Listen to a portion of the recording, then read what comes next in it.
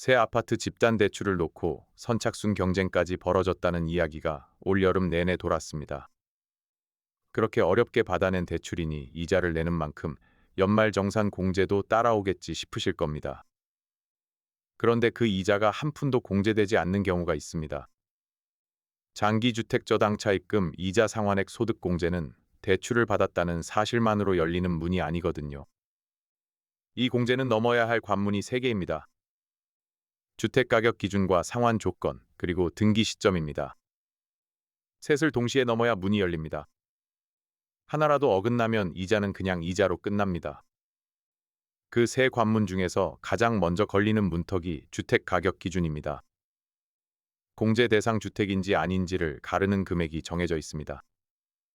국세청 안내 기준으로 공제 대상 주택은 취득 당시 기준시가 6억 원 이하여야 합니다.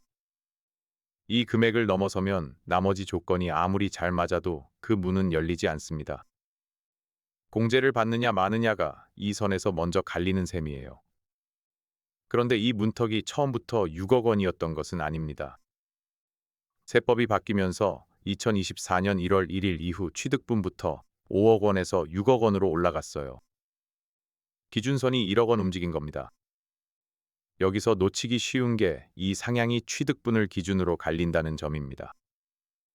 어느 해에 연말정산을 하느냐가 아니라 그 집을 언제 취득했느냐를 봅니다. 그래서 같은 집이라도 취득 시점이 언제냐에 따라 적용되는 문턱이 갈립니다.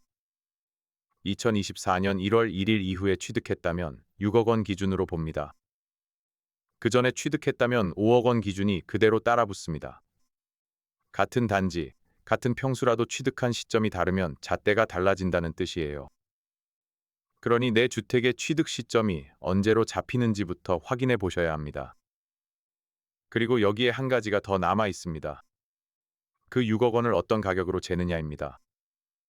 6억 원이라는 숫자에는 두 단어가 붙어 있습니다. 취득 당시, 그리고 기준시가입니다. 이 두 단어를 놓치면 판단이 통째로 어긋납니다. 먼저 취득 당시입니다. 오늘 시세가 얼마인지가 아니라 그 집을 취득한 그 시점을 기준으로 봅니다. 지금 호가가 올랐다고 공제가 닫히는 것도 아니고 내렸다고 열리는 것도 아니에요. 재는 시점이 이미 고정되어 있는 겁니다. 다음은 기준시가입니다. 기준시가는 실거래가가 아닙니다. 공시를 기준으로 매겨지는 가격이라 실제 주고받은 금액보다 낮게 잡힙니다. 그래서 계약서에 적힌 금액과 판정에 쓰이는 금액이 서로 다를 수 있습니다. 실제 주고받은 돈으로 6억 원을 넘겼더라도 기준시가로는 다르게 잡힐 수 있다는 뜻이에요. 여기서 오해가 두 방향으로 생깁니다. 분양가 숫자만 보고 우리 집은 안 되겠구나 하고 미리 접기에는 이릅니다. 반대로 여유 있겠거니 넘겨 짚어도 곤란하고요. 재봐야 할 것은 취득 시점의 기준시가 그 하나입니다. 그 숫자가 얼마로 잡혀 있는지부터 확인해 보시는 게 순서입니다. 가격 문턱을 넘었다면 그 다음은 얼마까지 공제되느냐입니다. 공제 한도부터 보겠습니다. 한도는 하나로 정해져 있지 않습니다. 상환 기간과 상환 방식에 따라 갈립니다. 15년 이상 상환 조건이면 800만 원에서 최대 2천만 원까지 잡힙니다. 10년 이상 고정금리 조건이면 600만 원입니다. 몇 년 상환으로 약정했는지, 금리 방식은 어떻게 적혀 있는지, 계약서에 그 두 줄이 600만 원에서 닫힐지 2천만 원까지 열릴지를 가릅니다. 매달 내는 이자가 비슷해도 한도는 이만큼 벌어집니다. 이자를 얼마나 냈느냐만큼이나 어떤 조건으로 빌렸느냐가 중요한 이유예요. 여기서 한 가지 짚고 갈 게 있습니다. 저 금액이 그대로 통장에 들어오는 환급액은 아닙니다. 소득공제는 과세 대상 소득에서 그만큼을 빼주는 방식입니다. 빼준 금액에 본인에게 붙는 세율만큼만 세금이 줄어듭니다. 그래서 같은 2천만 원 한도를 놓고도 사람마다 손에 남는 돈이 달라집니다. 한도는 상한선이지 돌려받는 금액이 아니라는 뜻이에요. 한도 숫자를 그대로 환급액으로 계산해 두면 이듬해에 실망하기 쉽습니다. 조건이 왜 이렇게 중요한지 보여주는 장면이 있습니다. 새벽에 은행 앱을 켜두고 순번을 잡아낸 사람이 있습니다. 계약 전에 등기 일정부터 맞춰둔 사람도 있고요. 두 사람이 매달 은행에 넣는 이자는 비슷합니다. 그런데 이듬해 1월 연말정산 화면에 뜨는 숫자는 다릅니다. 그 차이를 만든 건 금리가 아니라 서류 순서였어요. 그리고 그 서류 순서에서 가장 먼저 걸리는 것이 등기입니다. 분양 중도금 대출이 경계선에 서는 이유가 여기 있습니다. 중도금 대출은 아직 등기가 없는 단계에서 나갑니다. 건물이 올라가는 중이니 등기부에 내 이름이 오르기 전이죠. 올여름 선착순 경쟁까지 벌어졌다던 집단 대출도 이 구간에서 실행됩니다. 이자는 이미 나가고 있는데 등기부에는 아직 아무 기록이 없는 구간이 생기는 겁니다. 그런데 이 공제의 이름을 다시 보겠습니다. 장기주택 저당차 입금입니다. 주택의 저당권을 잡고 빌린 돈을 가리키는 말이에요. 이름 자체가 그러니 등기 여부와 맞물릴 수밖에 없습니다. 국세청 상담 안내를 보면 조건이 이렇게 나옵니다. 먼저 소유권 이전 등기나 보존 등기를 한 날부터 정해진 기간 안에 받은 차입금이어야 합니다. 등기가 난 날을 기준으로 기간을 셉니다. 그리고 돈을 빌린 사람과 등기부상 소유자가 같아야 합니다. 대출은 한 사람 이름으로 받고 등기는 다른 사람 이름으로 올려두면 여기서 걸립니다. 등기 날짜와 등기부에 적힌 이름, 두 조건 모두 등기를 축으로 돌아갑니다. 그럼 등기 전에 실행된 중도금 대출은 전부 안 되는 걸까요? 그렇지는 않습니다. 분양권 단계에서 받은 중도금 대출이라도 완공 때 장기주택 저당차 입금으로 갈아타는 조건이면 공제 대상이 된다고 안내합니다. 중도금으로 시작하더라도 완공 시점에 그 대출이 무엇으로 바뀌느냐를 보는 겁니다. 그러니 확인할 것은 대출을 언제 받았느냐만이 아니에요.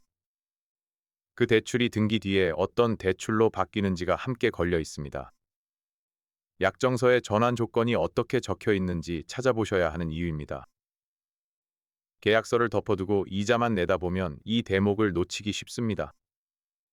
여기까지가 국세청 상담 안내를 기준으로 정리되는 내용입니다. 그리고 2026년에는 이 판정의 조건이 하나 더 얹히려 하고 있습니다. 가장 최근 소식부터 짚을게요. 정부는 2026년 8월 3일 2026년 세제 개편안을 발표했습니다. 여기서 장기주택 저당차 입금, 이자 상환액 소득 공제의 실거주 요건을 새로 넣기로 했습니다. 보도를 보면 세대 구성원 전원이 대통령령으로 정하는 방법에 따라 과세기간 종료일 기준으로 그 주택에 실제 거주해야 공제를 받는 쪽으로 방향이 잡혔습니다. 집을 사서 대출을 갚고 있느냐만 보던 잣대에 지금 그 집에 살고 있느냐가 하나 더 얹히는 모양새예요. 그럼 이 요건이 지금 적용되는 걸까요? 아직 아닙니다. 기획재정부는 8월 4일부터 8월 20일까지 입법 예고를 거칩니다.